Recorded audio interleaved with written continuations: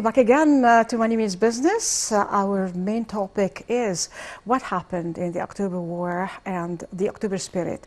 But then, we were talking also the great event of actually the horrible thing that happened with the outage that happened with the social media. And let me first introduce our guest, Mr. Hany Abou-El-Fotouh, economist and financial analyst. Welcome, sir, with us. Hello. Well, we've been talking to our guest, engineer Mohammed Azim, about the outage that happened. How do you see that?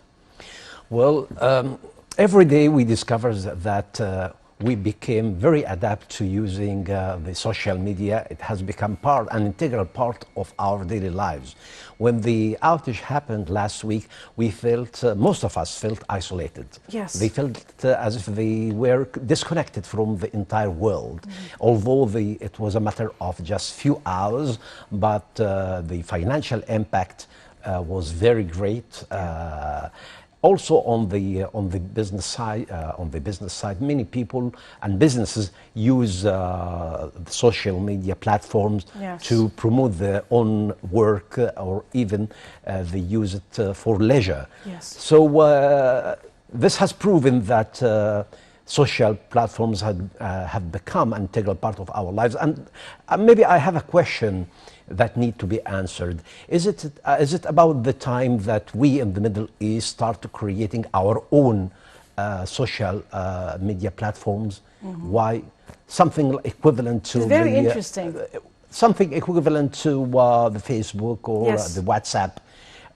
I believe that from technical perspective it's possible, and Egypt is taking the lead on this front. But I mean, the question again to the concerned authorities and the Ministry of Communication. We are doing well on the technology side, so why we don't have our own platforms? Yes, definitely. Very important question. And lots of people also felt threatened. They were just so scared as I asked the question. Like, you have your information, you have your photos, you have everything, every now and then you get these messages. Then you have to upgrade your own security thing, otherwise your photos will be, or your very vulnerabilities to be hacked. Exactly. So that was an issue also, why that happened, and would our secrets go out? Those people who have secret conversations, or whether personal or business or whatever, like that is also a concern.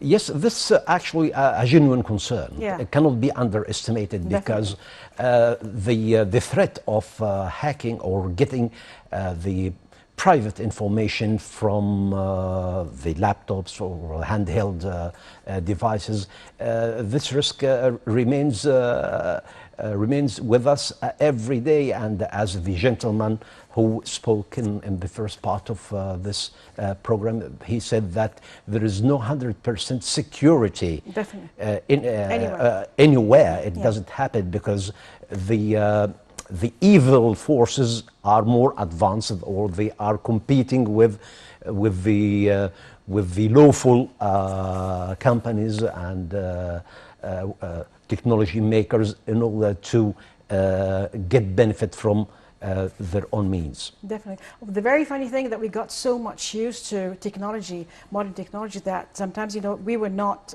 having that before, but then now we cannot do without that. You cannot go going somewhere, you have your own mobile with you. You can just have the internet and contact anybody, instead of using or calling someone and paying a lot of money. Then you call via messenger, via anything, like any of these applications.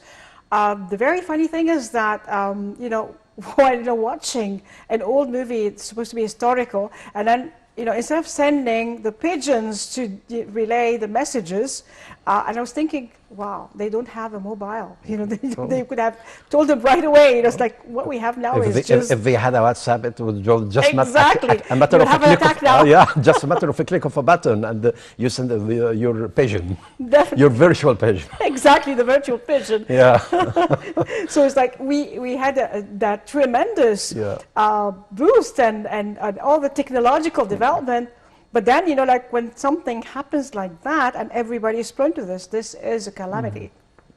Indeed, and it's quite surprising that the social media platforms, name it Twitter, Facebook, whatever, they weren't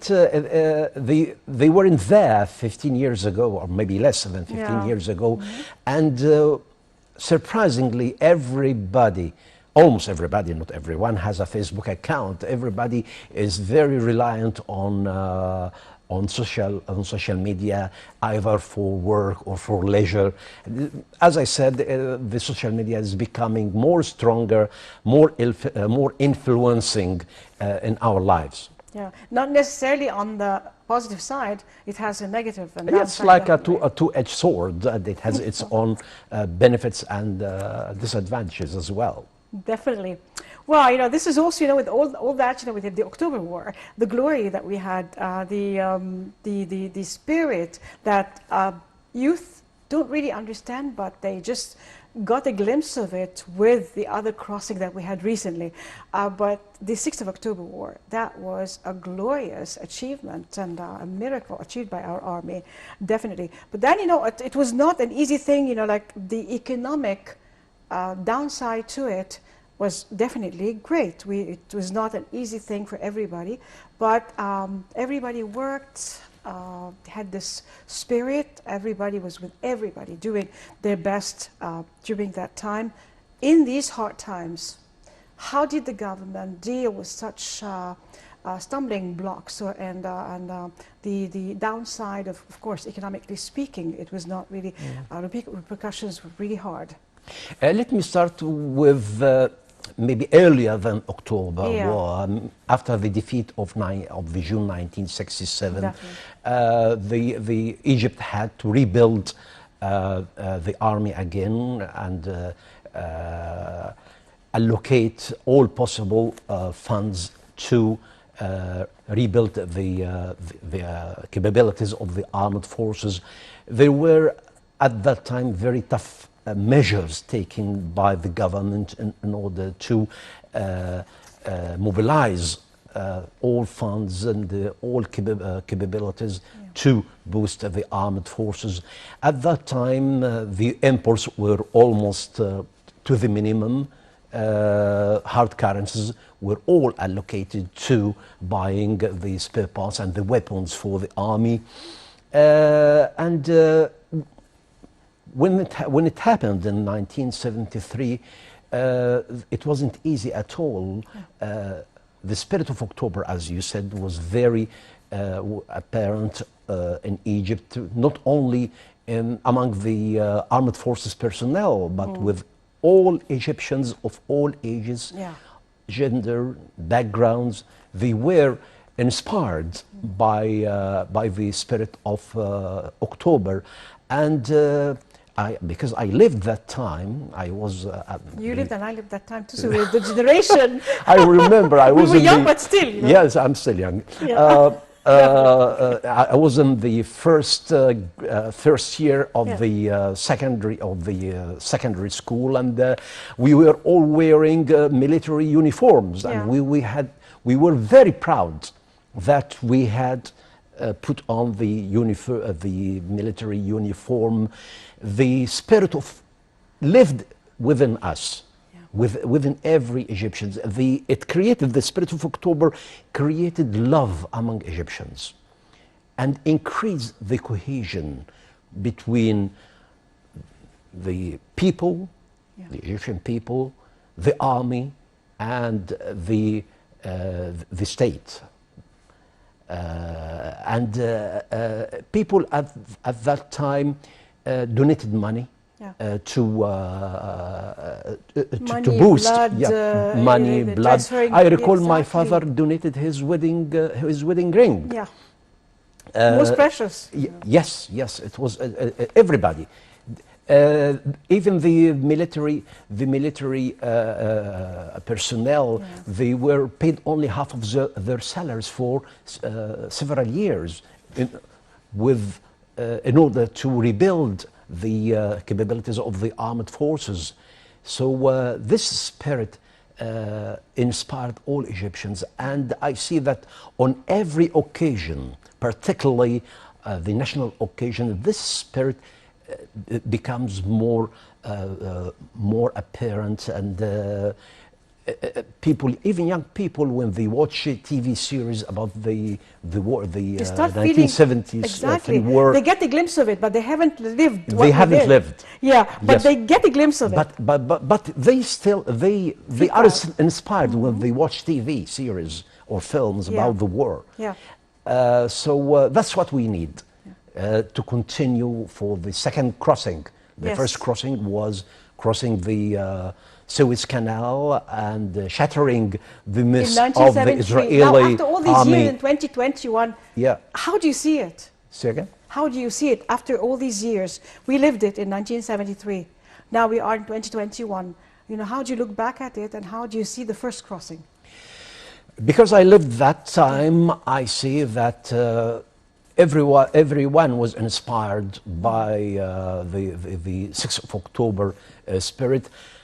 These days, on national occasions, or even with the inauguration of projects and national projects, I see this spirit again. Yeah. I see this You know spirit it, and you with feel the it right away when, you know, like, because we lived even it. among young people. Yes. Not the elderly Yeah. people like us. Among young people, when they see the President Sisi inaugurates the mega projects in Sinai, in Alexandria, in Greater Cairo, everywhere, this spirit comes again and again, and that's what we need for now and for the future. Yeah. To rebuild the new republic, Yeah. to rebuild Egypt with the same spirit of 6th of October. I'd say, you know, the second crossing, the 30th of June, everybody was willing to do the best, and they went in the streets in order to choose their president, and we chose our president. You know, like, everybody was really willing to cooperate and be together in order to rebuild our country and own part of it, and have our president, chosen president, who will be taking the lead and taking us to the future. And this is what happened. So it was a big second crossing when we were going to fall in the abyss of the Ikhwan, or the brotherhood, and that was a very important time in history.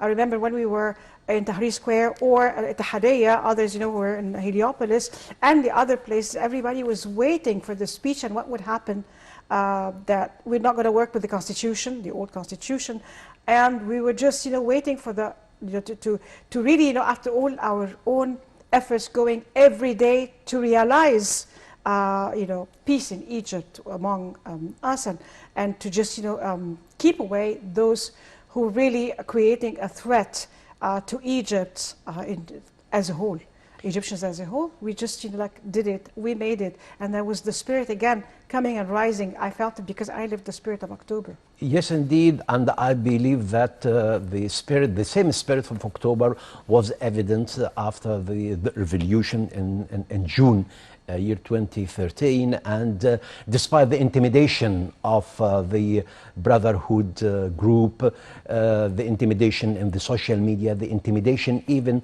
on the streets, the Egyptian people gathered, and their belief in the political leadership, their belief in the armed forces, and their belief in Allah and God made it happen, and God's willing, the overthrow of the Brotherhood was possible by the spirit of October. Exactly. That's it, you know, it's like, it's there, and this is, you know, like, now the name and what we give it as its chosen name, because we really felt it from deeply inside, and this is, you know, it's well rooted in every Egyptian. Exactly, exactly. And then now, you know, like, with people, with let's say, you know, the younger generations who are not there to feel it, as you said, when they just watch the old movies and the new ones, you know, with, you know, like, we did it, we made it, and they just felt it, and they were really very proud. Everything is an achievement. They make them proud of their own country. And so we were thinking, we want to regain again the spirit of October, but it came up. It came up. It's there, as you said, deeply rooted in us. And in every situation that others think they'll just, you know, make us weaker, this arises and make us stronger. In fact, the as we are building the new republic, we must not forget that we have another battle against terrorism. On one hand, we are fighting terrorism, the fight against terrorism, and on the other hand, we are building new Egypt and building the future for the new generations with the spirit of October that is needed to continue for many years to come. Definitely. You know, we've been talking about also the countryside and working and the poorer and marginalized societies. Right now, there is a lot, you know, we've been asking for this, you know, Upper Egypt and other marginalized societies, the countryside and all that. And now, well, you know, it's been reached and a lot of projects are taking place there in order to upgrade life, to upgrade everything. And of course, you know, economically speaking, to make these areas thrive. And of course, you know, like the whole, the effect will be, you know, on the whole republic, the new republic. It has to be, this is part of it, you know, after working on Sinai and still working on that, different places, other places that were marginalized and new cities that are created. How do you see that right now as part of the efforts, the economic, let's say, you know, like the development efforts and their own reflection on our economy? I'm not even saying only now because there are hardships and difficulties, but work is undergoing as if, you know, there are no threats anywhere in order to build the new republic.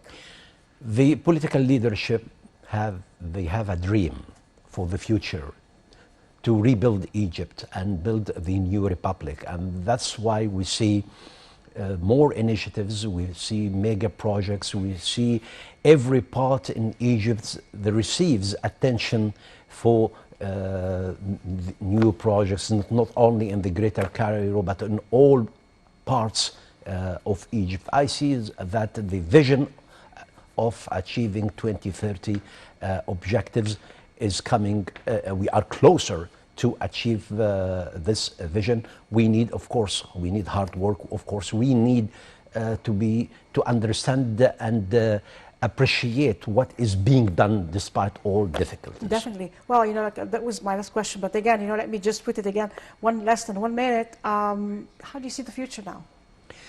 I see, I'm very... Despite all the challenges. Yeah, I'm optimistic, but it is not easy.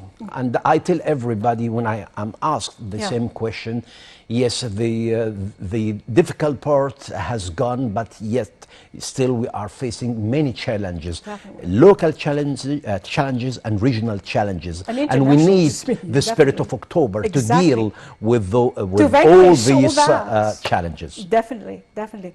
Well, thank you very much for being with us, Mr. Hany Abou-El-Fotouh. You know, we are looking forward to other meetings and, you know, seeing the developments taking place. And it's always a pleasure having you.